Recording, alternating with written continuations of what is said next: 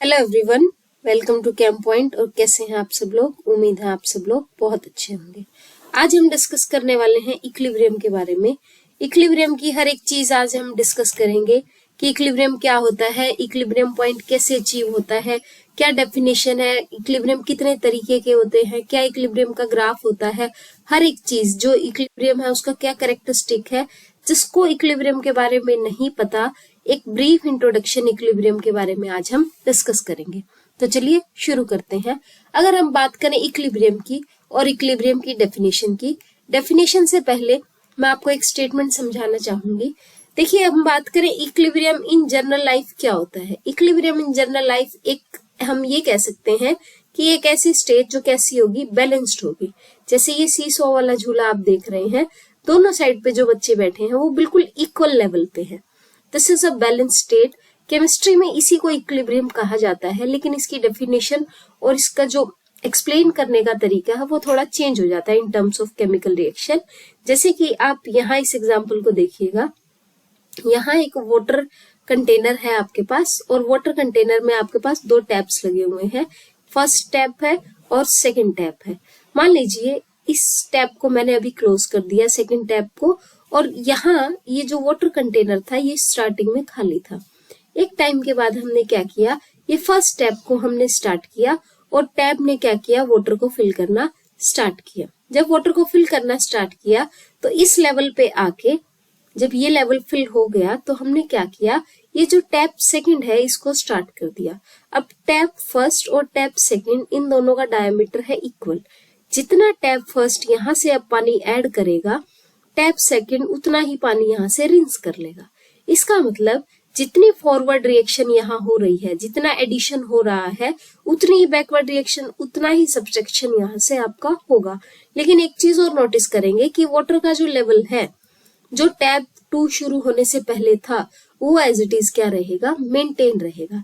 ऐसी पोजीशन जहां forward direction और बैकवर्ड डायरेक्शन की रिएक्शन इक्वल हो और है प्रोडक्ट और रिएक्टेंट की, वो क्या हो जाए, कांस्टेंट हो जाए। ऐसी स्टेट को हम क्या कहते हैं in chemistry language, that is called equilibrium. तो बात करें डेफिनेशन की, in a chemical reaction chemical equilibrium is defined as the state at which there is no further change in concentration of reactant and product। जो concentration है वो constant रहेगी, साथ ही साथ जो rate of forward reaction है equals to किसके हो जाएगी, rate of backward reaction के। जैसे कि A B gives you C plus T।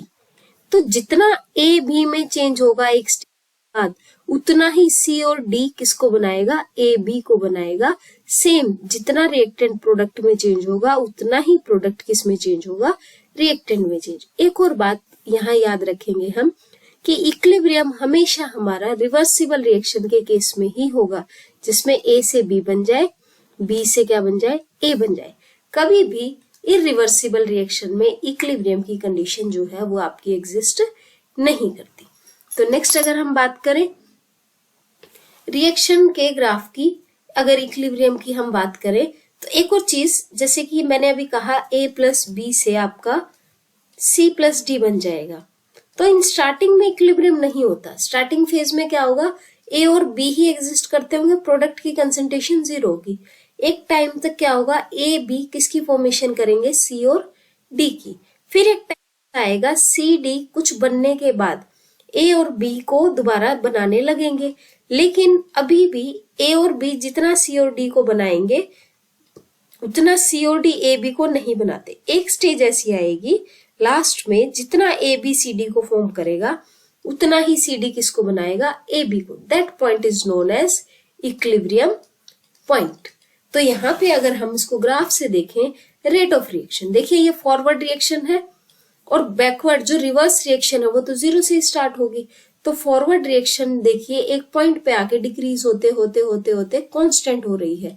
यहाँ देखिएगा बैकवर्ड रिएक्शन की रेट भी इंक्रीज होते होते एक टाइम पे क्या हो रही है, constant. This is rate of forward RF and this is rate of backward RB।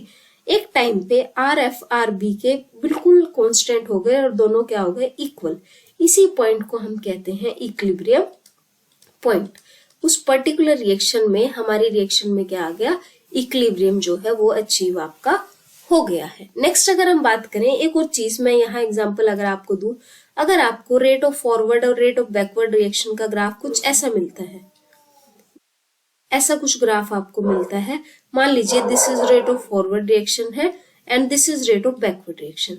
देखिए जो रेट ऑफ फॉरवर्ड और rate of backward, this is not a graph of equilibrium, क्योंकि रेट ऑफ फॉरवर्ड और रेट ऑफ बैकवर्ड क्या होनी चाहिए, दोनों equal.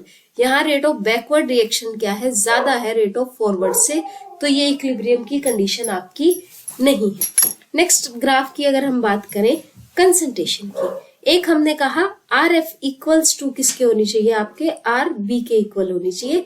Next condition हम ये कह रहे हैं कि रिएक्टेंट की कंसंट्रेशन और प्रोडक्ट की कंसंट्रेशन दोनों आपकी कैसी होनी चाहिए, कांस्टेंट। तो यहाँ देखिएगा कंसंट्रेशन का ग्राफ है और इक्विलिब्रियम से है। एक टाइम पे क्या होगा, जो आपका वो फॉर्म होता होता होता होता उसकी कंसंट्रेशन क्या हो जाएगी, कांस्टेंट। और एक टाइम पे जो आपका रिएक्टेंट है वो डिकम्पोज होता होता प्रोडक्ट में बनता बनता बनता वो भी क्या हो जाएगा, constant. This is the reactant and this is the product, दोनों की कंसंट्रेशन एक टाइम पे क्या हो गई, कांस्टेंट। अब यहाँ पे देखिएगा दोनों की कंसंट्रेशन इक्वल नहीं है और इक्वल होनी भी नहीं चाहिए, हो जाए तो वो एक एक्सेप्शनल केस हो सकता है, लेकिन दैट इज नॉट नेसेसरी। जो रिएक्टेंट और प्रोडक्ट है उनकी कंसंट्रेशन कांस्टेंट होनी चाहिए, ना कि इक्वल। लेकिन रेट ऑफ फॉरवर्ड और बैकवर्ड क्या होनी चाहिए, आपकी इक्वल होनी। कभी कभी ये मिसकंसेप्शन होता है कि जितनी मान लीजिए 50% रिएक्टेंट की कंसंट्रेशन है तो 50% ही प्रोडक्ट की कंसंट्रेशन होनी चाहिए। बिल्कुल नहीं, सिर्फ इतना है कि जितना रिएक्टेंट प्रोडक्ट बनाएगा एक टाइम पे उतना ही प्रोडक्ट किसको बना देगा, आपका रिएक्टेंट को फॉर्म कर देगा। तो मान लीजिए अगर ये ग्राफ जो है, ये ग्राफ कुछ ऐसे हो कि रिएक्टेंट आपका ये है और प्रोडक्ट की कंसंट्रेशन एक टाइम पे ये, this is the product concentration and this is, both are correct, क्योंकि एक टाइम के दोनों की कंसंट्रेशन क्या होनी चाहिए, कांस्टेंट होनी चाहिए। दैट डजंट मीन्स कि किसकी ज्यादा है और किसकी आपकी कम है, बट यहाँ दोनों की क्या होनी चाहिए, इक्वल, कांस्टेंट यहाँ पे नहीं होनी चाहिए। तो रेट ऑफ फॉरवर्ड और बैकवर्ड आपकी इक्वल होनी चाहिए और जो कंसंट्रेशन रिएक्टेंट और प्रोडक्ट की है वो कैसी होनी चाहिए, कांस्टेंट होनी चाहिए। तो नेक्स्ट अगर हम बात करें, जैसे अभी अभी मैंने एग्जांपल दिया आपको हेबस प्रोसेस की, अगर हम बात करें N2 + 3H2 gives us 2NH3। अब इस प्रोसेस में ये इक्विलिब्रियम की रिएक्शन है, जितना एक टाइम पे N2 3H2 जो NH3 की फॉर्मेशन करते हैं उतना ही NH3 फिर से क्या बना देता है, आपका रिएक्टेंट। तो देख पाएंगे एक टाइम के बाद NH3 जो प्रोडक्ट है उसकी कंसंट्रेशन कांस्टेंट है, N2 की कंसंट्रेशन कांस्टेंट है और H2 की कंसंट्रेशन भी आपकी क्या है, कांस्टेंट है। तो नेक्स्ट अगर हम बात करें तो एक और बात, इक्विलिब्रियम की अगर हम बात करते हैं तो इक्विलिब्रियम मेनली हमारे पास दो तरीके के होते हैं, one is chemical equilibrium, other one is ionic equilibrium. हम जो डिस्कस कर रहे हैं अभी केमिकल इक्विलिब्रियम डिस्कस कर रहे हैं, आयनिक इक्विलिब्रियम में आयंस की रिएक्शन को हम डिस्कस करते हैं। और एक और चीज, जो इक्विलिब्रियम होते हैं मेनली दो तरीके के होंगे आपके पास, one is static equilibrium, other one is dynamic. नाम से ही पता लग रहा है, स्टैटिक में नो मोशन, कोई भी मोशन आपका नहीं होता, डायनेमिक में आपका मोशन होगा। स्टैटिक का मैं एक एग्जांपल दूं, जैसे कि मान लीजिए आपके पास कोई चीज रखी है यहाँ पे और आपने यहाँ पे F1 फोर्स लगाया इसको मूव करने के लिए, अपोजिट डायरेक्शन से आप सेम मैग्नीट्यूड का फोर्स लगा रहे हैं F2। अब F1 और F2 का मैग्नीट्यूड अगर सेम है तो ये जो बॉक्स है ये यहाँ से अपनी जगह से नहीं हिलेगा। तो देखिए बॉक्स की पोजीशन कैसी है, कांस्टेंट। इसका मतलब जो आपकी कंसंट्रेशन है वो कांस्टेंट है और रेट ऑफ फॉरवर्ड, जितना फॉरवर्ड डायरेक्शन से फोर्स लग रहा है उतना ही किससे लग रहा है, बैकवर्ड से। तो F1 किसके है, F2 के इक्वल है। तो ये कैसा इक्विलिब्रियम है, ये स्टैटिक इक्विलिब्रियम है। क्यों है ये स्टैटिक इक्विलिब्रियम, क्योंकि यहाँ पे कोई मोशन नहीं हो रहा, भले ही फोर्सेस लग रहे हैं पर कोई भी मूवमेंट आपका नहीं हो रहा। So this is the example of static equilibrium. बात करें डायनेमिक इक्विलिब्रियम, जो हमने टैप वाटर का एग्जांपल लिया था कि वाटर ऊपर से आ रहा था और उतना ही वाटर यहाँ से क्या हो रहा था, रिंस हो रहा था। देखिए मूविंग वाटर है, जितना वाटर आ रहा है उतना ही मूव हो रहा है, दोनों जगह मूवमेंट हो रही है, दोनों जगह मूवमेंट हो रही है। तो ऐसा इक्विलिब्रियम क्या कहलाता है, आपका डायनेमिक इक्विलिब्रियम। जैसे एक एग्जांपल यहाँ ले, एक कॉनिकल फ्लास्क है, कॉनिकल फ्लास्क में आपके पास वाटर है और आपने वाटर को एक टाइम पे क्या किया, हीट किया। हीट होने के बाद वाटर अपने आप बॉइलिंग स्टार्ट हो गई। जब बॉइलिंग स्टार्ट हुई तो वाटर के लेवल पे जो भी वाटर मॉलिक्यूल्स थे वो सारे के सारे किस में चेंज होने लगे, वेपर्स में। जब वो वेपर्स में चेंज होने लगे तो एक स्टेज ऐसी आई कि ये वेपर्स जो है इस कॉनिकल फ्लास्क की वॉल से टकराने लगे और एक टाइम ऐसा आया कि ये वेपर जो कॉनिकल फ्लास्क की वॉल से टकरा रहे थे ये मैक्सिमम बन चुके हैं और मैक्सिमम बनने के बाद अब ये वॉल से टकराने के बाद फिर से क्या हो रहे हैं, वाटर ड्रॉपलेट्स में चेंज हो रहे हैं, मतलब वापस से कंडेंस हो रहे हैं। और एक स्टेज ऐसी आती है कि जितने सरफेस के वाटर सरफेस के जो ड्रॉपलेट्स है वो वेपर बनती हैं, उतने ही वेपर्स जो है यहाँ वॉल से टकरा के क्या बनते हैं, वाटर ड्रॉपलेट। मतलब जितने वेपर फॉर्म हो रहे हैं उतना ही वाटर आपका वापस फॉर्म हो रहा है। This process is known as equilibrium and dynamic equilibrium. तो rate of condensation equals to किसकी हो जाती है, rate of evaporation. That is example of dynamic equilibrium. और एक और बात याद रखेंगे, जो आपका केमिकल इक्विलिब्रियम होता है, मतलब केमिकल रिएक्शन से रिलेटेड जो इक्विलिब्रियम आपका होता है वो हमेशा कैसा इक्विलिब्रियम होता है आपका, डायनामिक। मतलब हमेशा वो रिएक्शन कैसी होती है, मोशन में होती है।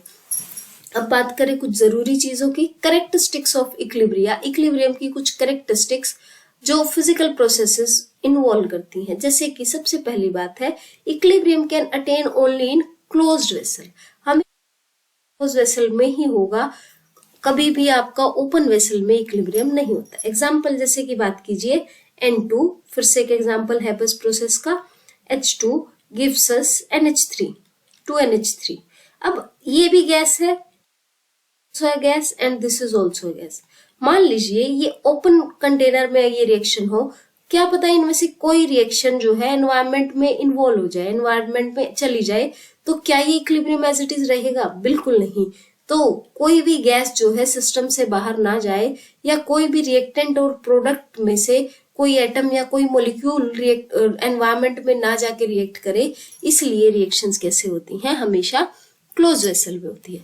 सेकंड बात करें इक्विलिब्रियम में सब की सब मेजरेबल क्वांटिटी जो है वो आपकी सारी कांस्टेंट, मतलब कि temperature, pressure, number of moles, concentration, ये सब चीजें आपकी क्या रहती हैं, कांस्टेंट रहती है, ये चेंज नहीं होंगी। अगर ये चेंज होंगी तो इक्विलिब्रियम चेंज हो जाएगा। Equilibrium is dynamic.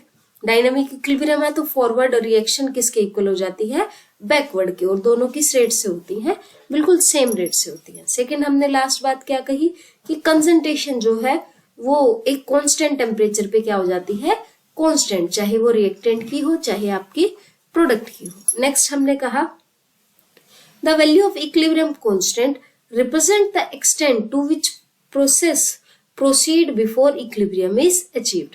एक इक्विलिब्रियम कांस्टेंट होता है के आपको ये बता देता है कि इक्विलिब्रियम अचीव होने से पहले जो आपकी रिएक्शन है वो कितने एक्सटेंट तक कंप्लीट हो चुकी है। तो उम्मीद करती हूँ आपको इक्विलिब्रियम के बारे में समझ आया हो। इक्विलिब्रियम में दो बातें याद रखनी है हमें, rate of forward reaction equal होती है रेट ऑफ बैकवर्ड रिएक्शन के, और जो कंसंट्रेशन होती है आपकी रिएक्टेंट की और प्रोडक्ट की वो एक टाइम के बाद क्या हो जाती है, आपकी कांस्टेंट हो जाती है। तो उम्मीद करती हूँ इक्विलिब्रियम का कॉन्सेप्ट आपको समझ आया है। इक्विलिब्रियम का कॉन्सेप्ट समझ आया तो चैनल को लाइक करें, सब्सक्राइब करें, वीडियो को लाइक करें। Thanks a lot, have a nice day.